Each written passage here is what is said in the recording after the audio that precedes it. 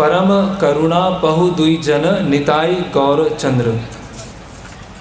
परम करुणा पहु दुई जाना निताई गौर चंद्रा।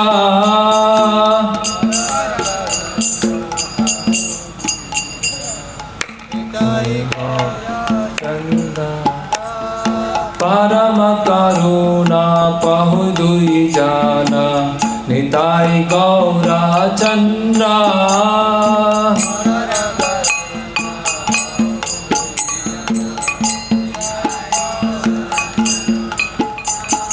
सब अवतार सार शिरोमणि केवल आनंद कंदा।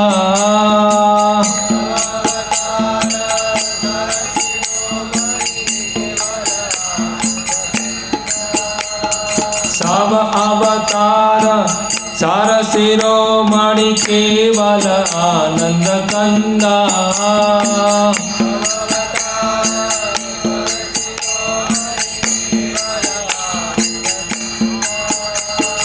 भजो भजो भाई चैतन्य निताई सुदृढ़ विश्वासकारी।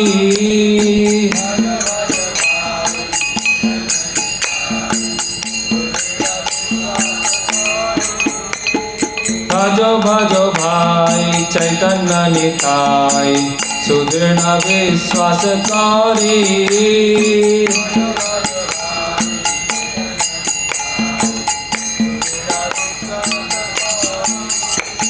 विषय छाड़िया सिर से मदिया मुखे बोलो हारी हारी।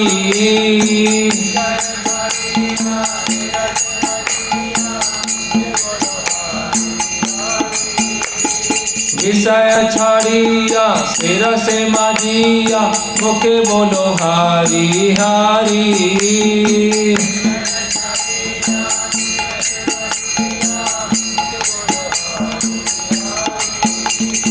परम करुणा पहु दुई जाना निताई गौरा चंद्रा।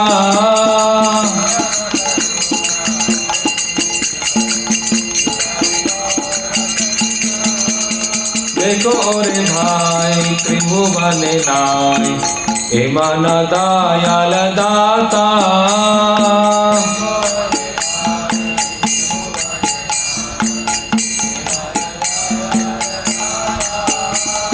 देखो रे भाई त्रिभुवन नाय हे मन दयाल दाता।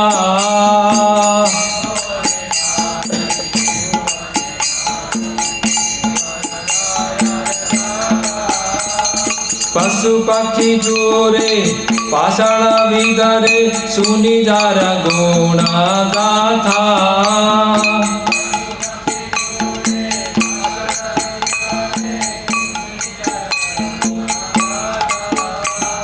पशु पक्षी जोरे पाषाण विधरे सुनि जार गुण गाथा।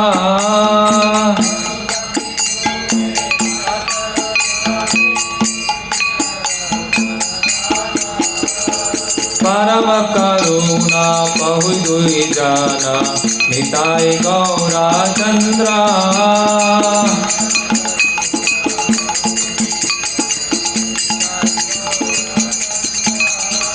संसारे माजिया रहिले पड़िया से पदे नाहिल आशा।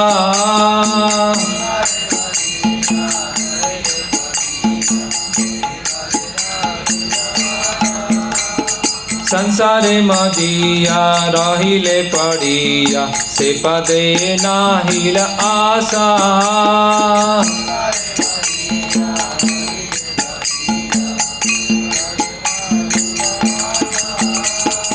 अपन करम गुंजाई समान कहे लोचन दासा।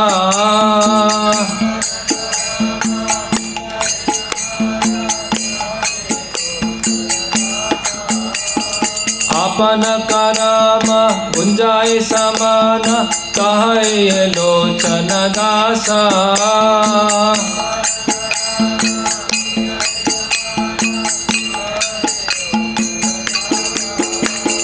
परम करुणा पहु दुई जाना निताय गौर चंद्रा।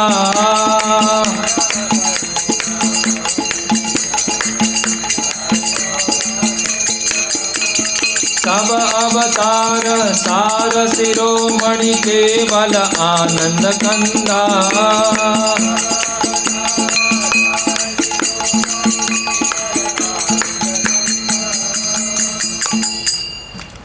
श्री गौरचंद्र और श्री नित्यानंद प्रभु दोनों ही परम दयालु हैं। ये समस्त अवतारों के शिरोमणि एवं आनंद के भंडार हैं। तुम दृढ़ विश्वास पूर्वक श्री चैतन्य महाप्रभु और नित्यानंद प्रभु का भजन करो। विषयों को त्याग कर इन दोनों के प्रेम रस में डूबकर मुख से हरि हरि बोलते रहो। देखो भाई, इस त्रिभुवन में इतना दयालु अन्य कोई नहीं है। इनका गुणगान सुनकर पशु पक्षियों का हृदय भी द्रवित हो जाता है तथा पाषाण भी विदीर्ण हो जाता है। मैं तो सांसारिक विषयों में ही रमा पड़ा रहा और श्री गौर नित्यानंद के चरण कमलों के प्रति मेरी रुचि नहीं जागी। लोचन दास कहते हैं कि अपने दुष्कर्मों के कारण ही यम के दूत मुझे इस दुख का भोग करा रहे हैं। ओम अज्ञानतिमिरन्धस्य ज्ञानञ्जनं शलाकया चक्षुरुन्मिलितं तस्मै श्री गुरुवे नमः। श्री चैतन्य मनोभीष्टं स्थापितं येन भूतले स्वयं रूप कदा मह्यं ददाति स्वापदान्तिकम्। वंदेहम श्रीगुरो श्रीयुत्पदकमलं श्रीगुरून् वैष्णवांश्च श्रीरूपं साग्रजातं सहगण रघुनाथान्वितं सजीवं साद्वैतं सावधूतं परिजनसहितं कृष्णचैतन्यदेवं श्रीराधा कृष्णपादान् सहगण ललिता श्रीविशाखान्वितांश्च। नमः ओं विष्णुपादाय कृष्णपृष्ठाय भूतले श्रीमते भक्तिवेदांत स्वामीति नामने। नमस्ते सारस्वते देवे गौरवाणी प्रचारणे निर्विशेष शून्यवादी पाश्चात्य देशे तारणे। जय श्री कृष्ण चैतन्य प्रभु नित्यानंद श्री अद्वैत गदाधर शिवासादि गौर भक्त वृंद। हरे कृष्णा कृष्णा कृष्णा हरे हरे, हरे राम राम राम हरे हरे। हरे कृष्णा। तो भगवान श्री चैतन्य महाप्रभु का आविर्भाव दिवस है। तो श्री चैतन्य महाप्रभु, उनके बारे में शास्त्रों में बताया गया है कि वो भगवान श्री कृष्ण स्वयं हैं। श्री कृष्ण चैतन्य राधा कृष्ण नाहे अन्य। तो चैतन्य महाप्रभु श्रीमती राधा रानी और भगवान श्री कृष्ण के युगल अवतार हैं।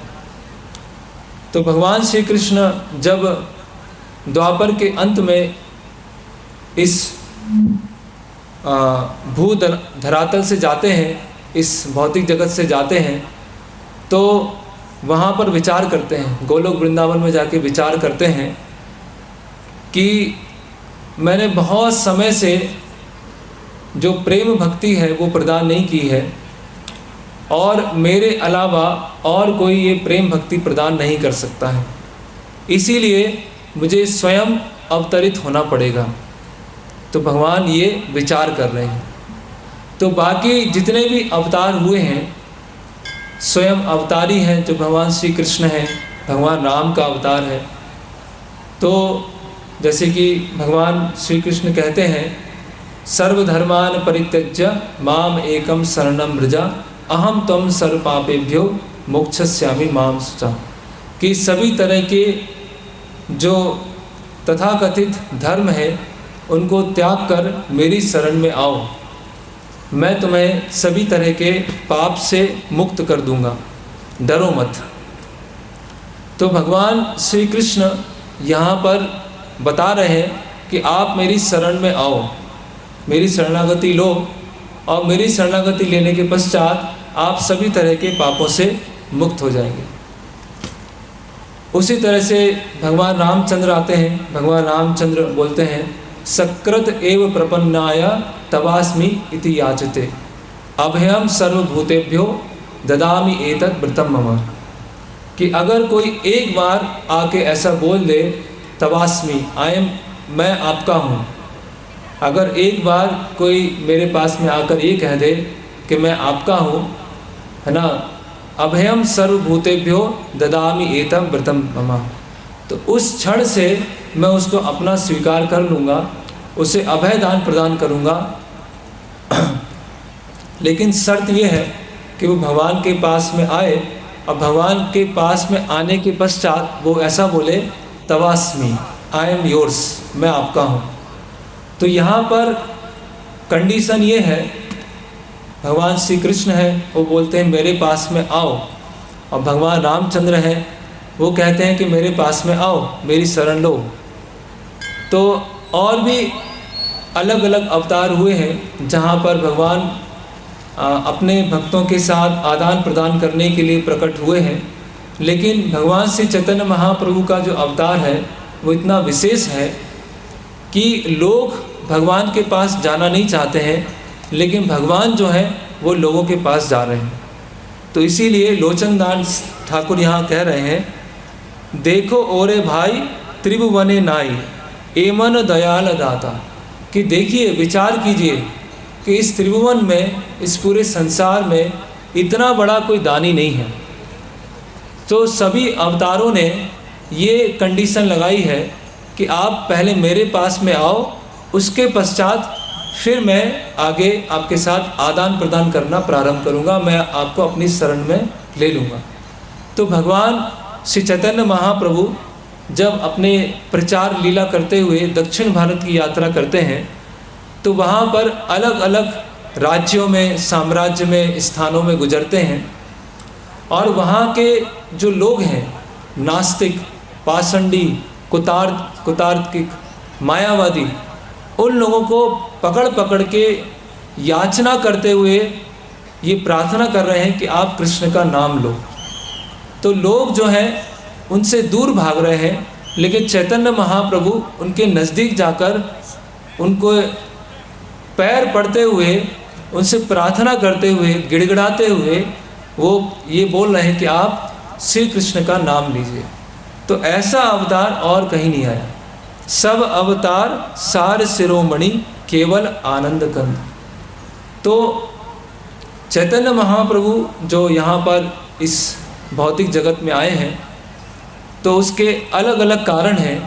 उसका एक मुख्य कारण यह है कि भगवान श्री कृष्ण जब ये देखते हैं कि संसार में लोग इतने समय से अपनी भोग की वजह से, भोग वासना की वजह से कष्ट पीड़ित हैं, बहुत दुखी हैं, और उस दुख से निकलने का उनका कोई रास्ता भी नहीं दिख रहा है, और वो एक दुख से निकलने के लिए एक दूसरा दुख अपने ऊपर थोप देते हैं।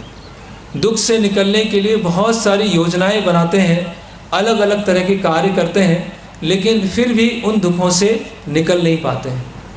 तो जैसे कि श्रील प्रभुपाद जी उदाहरण देते हैं कि हमारे शरीर है, उसमें अगर छोटी सी उंगली है, अगर हमारे हाथ की जो सबसे छोटी उंगली है उसमें अगर दर्द हो रहा है तो पूरे शरीर का ध्यान जो है उस छोटी उंगली के ऊपर होगा। अगर हमारे पैर की सबसे छोटी उंगली में कुछ किसी ने कुछ काट दिया है या कुछ चोट लग गई है या पत्थर लग गया है तो पूरे शरीर का ध्यान उस छोटी उंगली के ऊपर रहेगा, हालांकि पूरा शरीर स्वस्थ है। तो उसी तरह से भगवान जो है आत्मा राम है, भगवान अपने धाम में है, अपने नित्य विहार कर रहे हैं, अपने नित्य पार्षदों के साथ लीलाएं कर रहे हैं, लेकिन उनके जो अंश हैं, जैसे कि भगवान भगवद गीता में बताते हैं, ममई वांस जीव लोके जीवभूत सनातना मना सस्थानी इंद्रियाणी प्रकृति स्थानी कर्षति, कि भगवान के हम सब अंश हैं, सनातन अंश हैं। तो अगर वो अंश जो है अगर दुख भोग रहा है, अगर वो अंश कष्ट भोग रहा है तो पूरे शरीर को पीड़ा होती है। तो उसी तरह से भगवान आनंदित भी हैं, लेकिन फिर भी उनके हृदय के किसी कोने में एक पीड़ा है कि ये जो बद्ध जीव हैं वो यहाँ पर जो फंसे हुए हैं और इतना दुख भोग रहे हैं, अलग अलग तरह की योजनाएं बना रहे हैं जो कि विफल हो रही है। पराभावस्तावत अबोध जाता यावन न जिज्ञासा आत्म तत्व, कि सभी तरह की हार हो रही है। जन्म मृत्यु, अगर हम पूरे दिन जन्म मृत्यु बोलते रहें तो इतने सारे हमारे जन्म मृत्यु उससे अधिक हो गए हैं, फिर भी दुखों का हमें उपाय नहीं मिल रहा है। और जो दुखों के बीच में थोड़ा सा कुछ जगह मिलती है उसको हम सुख समझ लेते हैं। तो भगवान श्री कृष्ण इस पर विचार कर रहे हैं कि कैसे इन जीवों का उद्धार हो। तो भगवान श्री कृष्ण स्वयं चैतन्य महाप्रभु के रूप में आते हैं, आपनी आचार्य प्रभु जीवेर सिखाए, कि स्वयं अपने आचरण के द्वारा वो जीवों को सिखाते हैं। तो जैसे एक पिता है अपने पुत्र को कुछ सिखा रहा है, ABCD सिखा रहा है, तो उसका हाथ पकड़ता है और हाथ पकड़ने के पश्चात उसको लिखवाता है ABC। तो उसी तरह से जो चैतन्य महाप्रभु हैं, स्वयं भगवान श्री कृष्ण हैं, उनको किस तरह से भक्ति की जाती है वो बताने की जरूरत नहीं है, लेकिन स्वयं वो भक्ति के अंगों का पालन करते हैं और किस तरह से इस भौतिक संसार में रहकर भक्ति की जाए वो अपने आचरण के द्वारा सिखाते हैं। तो चैतन्य महाप्रभु का अवतार इतना दयालु है कि अन्य सभी अवतारों में जब कोई असुर होता है, कोई नास्तिक होता है, तो भगवान उसका वध कर देते हैं, उसको मार देते हैं, है ना। जैसे भगवान श्री कृष्ण के पास में सुदर्शन चक्र है, उन्होंने शिशुपाल को मारा, जरासंध को मारने की योजना बनाई और अलग अलग बहुत सारे असुरों को उन्होंने मारा है अपने सुदर्शन चक्र का उपयोग करके। भगवान श्री राम ने धनुष बाण का उपयोग कर कर रावण है, कुंभकर्ण है, बहुत सारे असुरों का वध किया। नरसिंह भगवान ने अपने नाखूनों के द्वारा, बड़े बड़े नाखून से हिरण्यकशिपु को पूरा चीर दिया, फाड़ दिया उसको। वराह अवतार ने अपने गदा के द्वारा, अपने दांतों के द्वारा हिरण्याक्ष का वध कर दिया। तो सभी अवतारों ने नास्तिकों का और जो कुतार्किक लोग हैं उनका वध कर दिया है, नष्ट कर दिया उनको। लेकिन भगवान श्री चैतन्य महाप्रभु ने ऐसा नहीं किया। अगर चैतन्य महाप्रभु ऐसा करते तो संसार में शायद कोई नहीं बचता, क्योंकि सभी के अंदर वो आसुरी भावना है, सभी के अंदर वो नास्तिकता की भावना है। तो चैतन्य महाप्रभु ने अपना एक हथियार लेके आए हैं, है ना। कृष्ण वर्णम तुषा कृष्णम सांगोपांगस्त पार्षदम यज्ञ संकीर्तन प्राया यजंती ही सुमेधसा। तो चैतन्य महाप्रभु के अस्त्र शस्त्र क्या हैं? उनके पार्षद हैं, सांगोपांगस्त पार्षदम, उनके पार्षद हैं। और उनके जो पार्षद जो अस्त्र शस्त्र हैं, और किस अस्त्र के माध्यम से लोगों को मारते हैं? भगवान के नाम के माध्यम से। हरे कृष्णा कृष्णा कृष्णा हरे हरे, हरे राम राम राम हरे हरे। तो इस अवतार की वास्तव में चैतन्य महाप्रभु अवतार नहीं है, चैतन्य महाप्रभु स्वयं अवतारी है। वो कृष्ण के अवतार नहीं है, स्वयं कृष्ण है। क्योंकि जो भगवान श्री कृष्ण जो भक्ति प्रदान करना चाहते हैं, प्रेम भक्ति प्रदान करना चाहते हैं, वो अन्य कोई अवतार नहीं दे सकता है।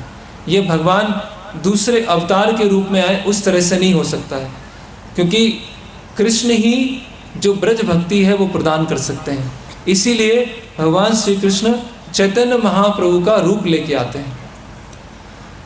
तो राधा कृष्ण दोनों जब मिलते हैं तो चैतन्य महाप्रभु का रूप बनता है। तो चैतन्य महाप्रभु नित्य रूप से हैं और राधा कृष्ण भी नित्य रूप से हैं। तो पहला विशेषता हुआ इस अवतार का कि जीव जो है वो भगवान के पास में नहीं जा रहे हैं, जो भगवान है वो जीवों के पास में जा रहे हैं। और दूसरी विशेषता हुआ कि नास्तिकों को समझाने के लिए किसी भी तरह के अस्त्र शस्त्र का उपयोग नहीं किया।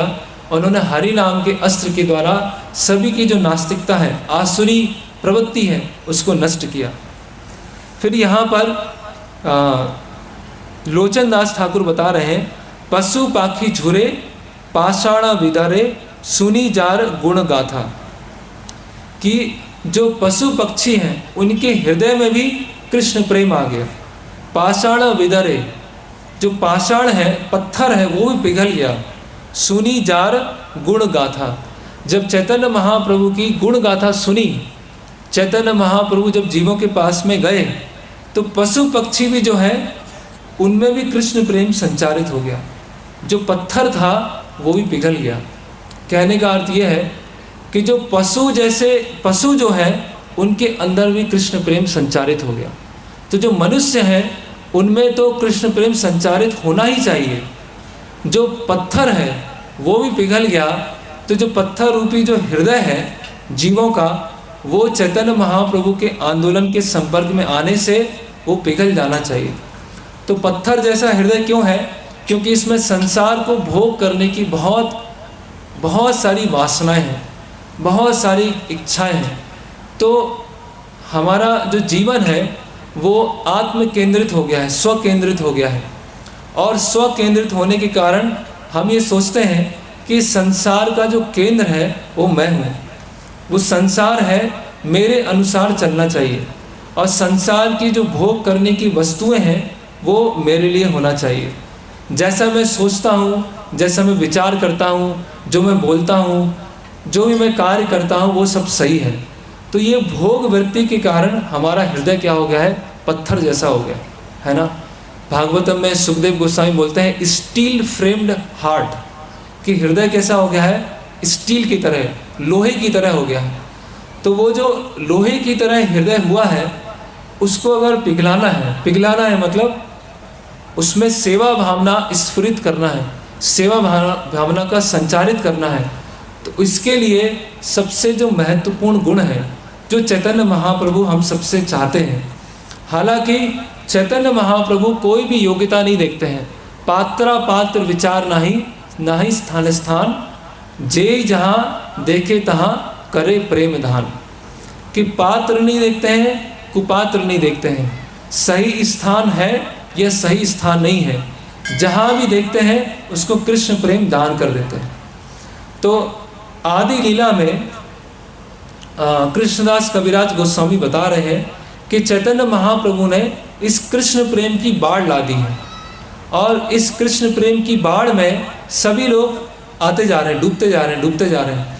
लेकिन कुछ तरह के लोग हैं इस बाढ़ से बच के निकल गए, जो इस बाढ़ में बह नहीं पाए। तो कौन कौन लोग हैं? सबसे मुख्य जो है, अलग अलग लोगों के बारे में बताया गया है, मुख्यतः 4 लोगों के बारे में बताया है। उन 4 गुणों में 4 तरह के जो व्यक्ति हैं, जो चैतन्य महाप्रभु की प्रेम रूपी बाढ़ से बच के निकल गए, उन 4 में सबसे जो प्रमुख अवगुण है वो है कपटता। तो चैतन्य महाप्रभु जो चाहते हैं वो सरल हृदय चाहते हैं। जिनके पास सरल हृदय है, वो अगर बहुत पापी पृष्ठभूमि से भी आए हैं, जिन्होंने जीवन में कभी भी कृष्ण का नाम नहीं सुना। एक बार शिल प्रभुपाद अमेरिका में होते हैं, न्यूयॉर्क सिटी में। तो प्रारंभ के समय में शिल प्रभुपाद जी के शिष्य अलग अलग दुकानों में जाते हैं, स्टोर फ्रंट में जाते हैं, और वहाँ से भारतीय चीज़ें इकट्ठा करके आते हैं। तो अलग अलग भारत से बनी हुई या भारत के कोई चित्र हैं या कपड़े हैं, ऐसी वस्तुओं को वो लेके आते हैं। और एक बार शिल प्रभुपाद जी के शिष्य एक पिक्चर लेके आते हैं और शिल प्रभुपाद जी को दिखाते हैं और बोलते हैं कि शिल प्रभुपाद जी ये बिल्ली कौन है, ये बिल्ली कौन है? तो प्रभुपाद जी बोलते हैं ये बिल्ली नहीं है, ये वानर है, ये हनुमान जी हैं, ये भगवान राम के बहुत बड़े सेवक हैं, सर्वश्रेष्ठ सेवक हैं।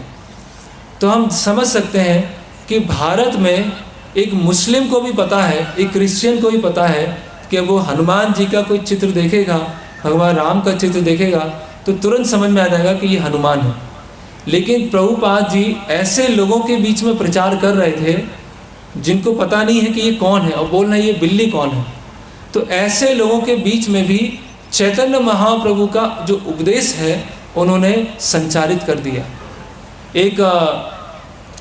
एक वहाँ पर कोई एक स्कॉलर, एक विद्वान होते हैं और शिल प्रभुपाद जी के अनुयायी से मिलते हैं। तो वो स्कॉलर होते हैं, उनका नाम होता है रॉबिन हॉपकिंस। तो जो हॉपकिंस होते हैं वो शिल प्रभुपाद जी के शिष्यों को देखते हैं और बोलते हैं कि ये चैतन्य महाप्रभु के अनुयायी हैं, चैतन्य महाप्रभु के आंदोलन में आते हैं। लेकिन इनको चैतन्य महाप्रभु के बारे में इतना पता कुछ नहीं है, इनको बंगाल के बारे में पता नहीं है। चैतन्य महाप्रभु जहाँ प्रकट हुए हैं नवद्वीप मायापुर में, उस जगह पर भी कभी गए नहीं हैं, बंगाल का नाम भी नहीं सुना है। लेकिन इनका जो समर्पण है वो बहुत अधिक है। तो ऐसे कैसे हो सकता है कि जिसके बारे में इतना सुना नहीं है, जहाँ पर कभी विजिट नहीं किया है, जिसके बारे में इतना पढ़ा नहीं है, उसके प्रति इतना अधिक समर्पण होना वो कैसे संभव है।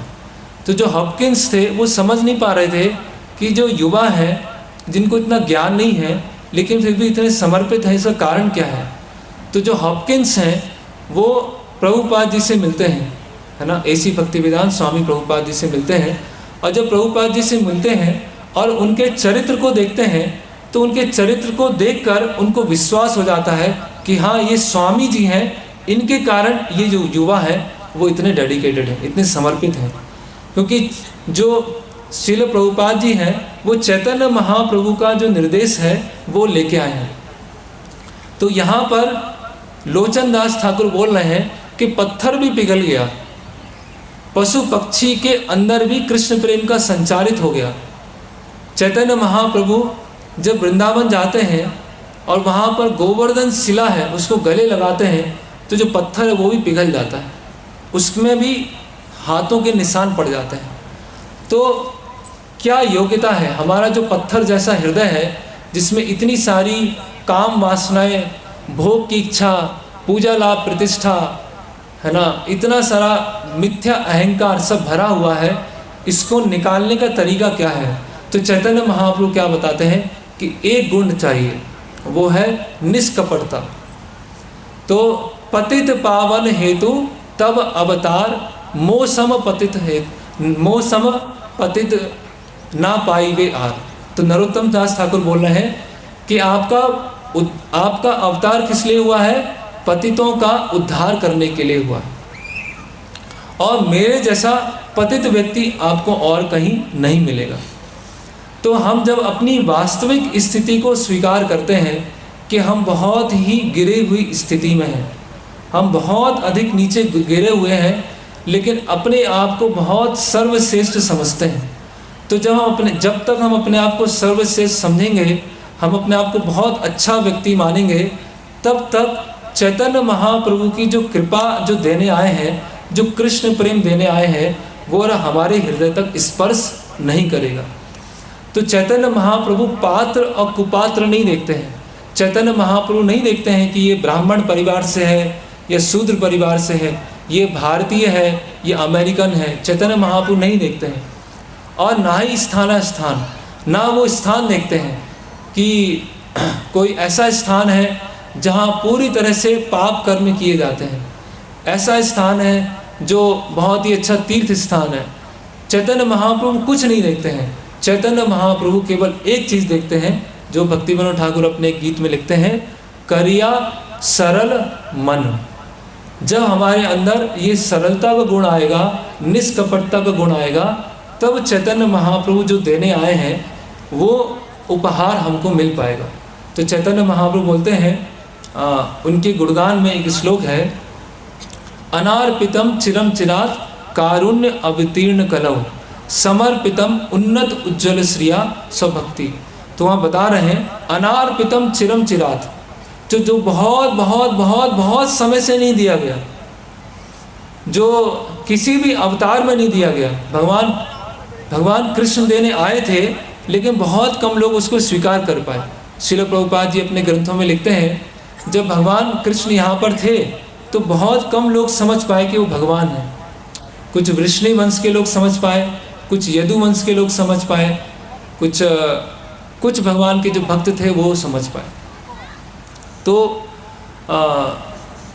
भगवान के जो अवतार हैं, जो एक विशेष प्रयोजन लेके आए हैं, वो प्रयोजन पूरा नहीं हो पाया।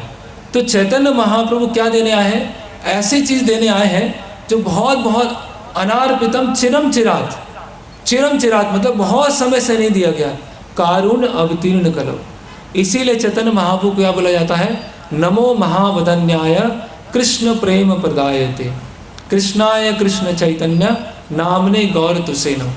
महावदन्य अवतार है ना, कि हमारी इच्छा नहीं है लेकिन फिर भी हमको भक्ति में लाया जा रहा है।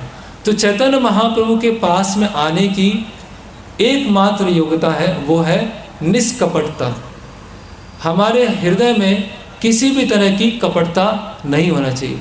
कपटता अलग अलग तरह से परिभाषित की जा सकती है। अंदर से कुछ है और बाहर से कुछ है ना। कुछ बोलते हैं, कुछ सोचते हैं और कुछ करते हैं। तो हमारी क्रियाओं में, हमारे विचारों में भेद है। तो अगर हमारा मन में इस तरह का मनोवृत्ति है, हमारे अंदर कपटता है, तो चैतन्य महाप्रभु क्या है? पतित पावन है।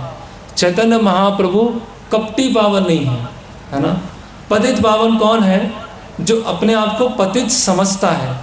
जो व्यक्ति अपने आप को पतित समझता नहीं है, तो चैतन्य महाप्रभु फिर उसको प्रेम, कृष्ण प्रेम दान नहीं देते हैं। क्योंकि चैतन्य महाप्रभु किसी भी तरह की भौतिक योग्यता को नहीं देखते हैं, कुल को नहीं देखते हैं, जाति को नहीं देखते हैं, किस पृष्ठभूमि से आया है वो नहीं देखते हैं, स्त्री हैं, पुरुष हैं, बच्चे हैं, वृद्ध हैं, कुछ नहीं देखते हैं।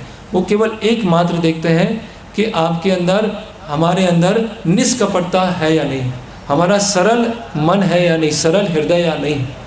तो इस संसार में रहने के बाद, संसार के अलग अलग लोगों के साथ व्यवहार करने के बाद हमारी जो मानसिकता होती है वो बहुत अधिक जटिल हो जाती है।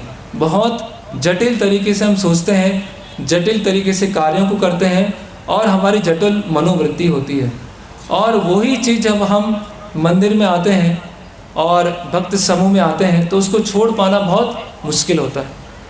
तो इसीलिए चैतन्य महाप्रभु बोल रहे हैं, जीव जागो, जीव जागो, गौरा चंद्र बोले, कतो निद्रा माया, कतो निद्रा जायो माया, पिसा चीर कोले।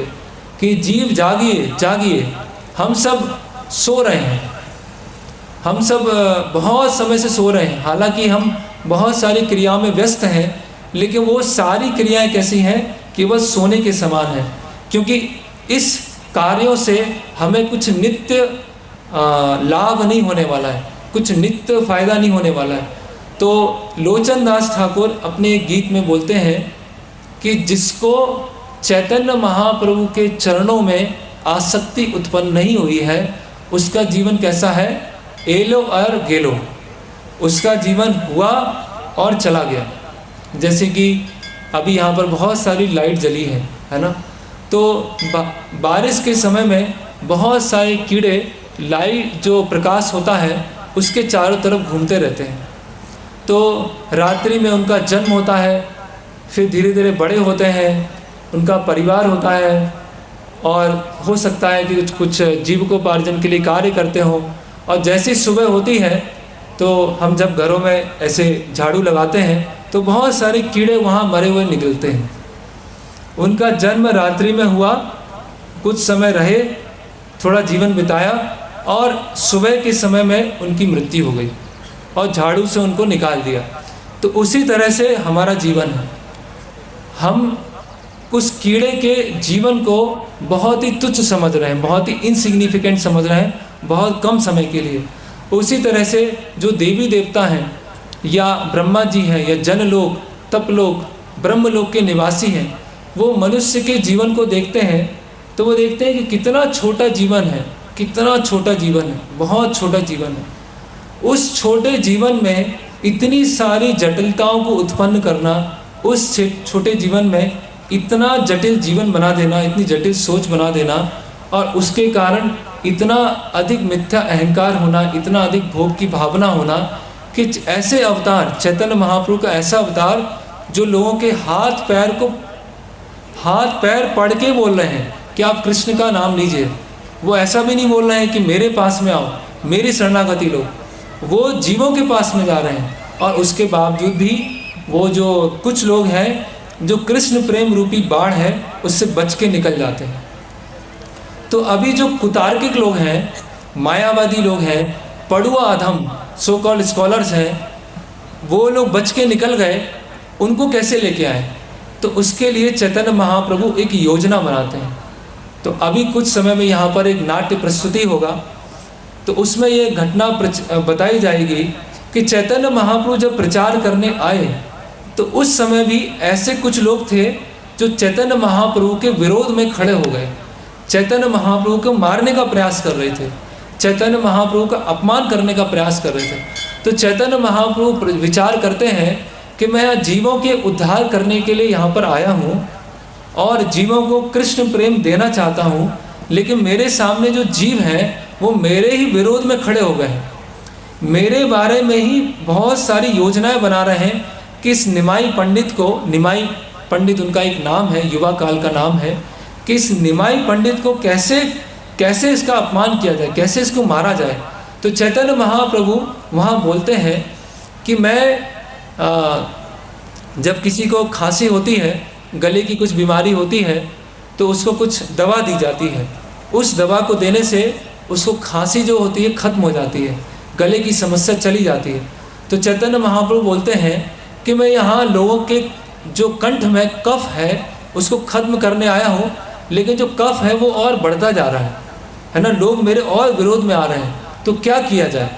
तो चैतन्य महाप्रभु विचार करते हैं कि अभी मैं गृहस्थ आश्रम में हूँ, मेरी कोई बात सुन नहीं रहा है, सब मेरे विरोध में आ रहे हैं, तो मुझे संन्यास लेना चाहिए।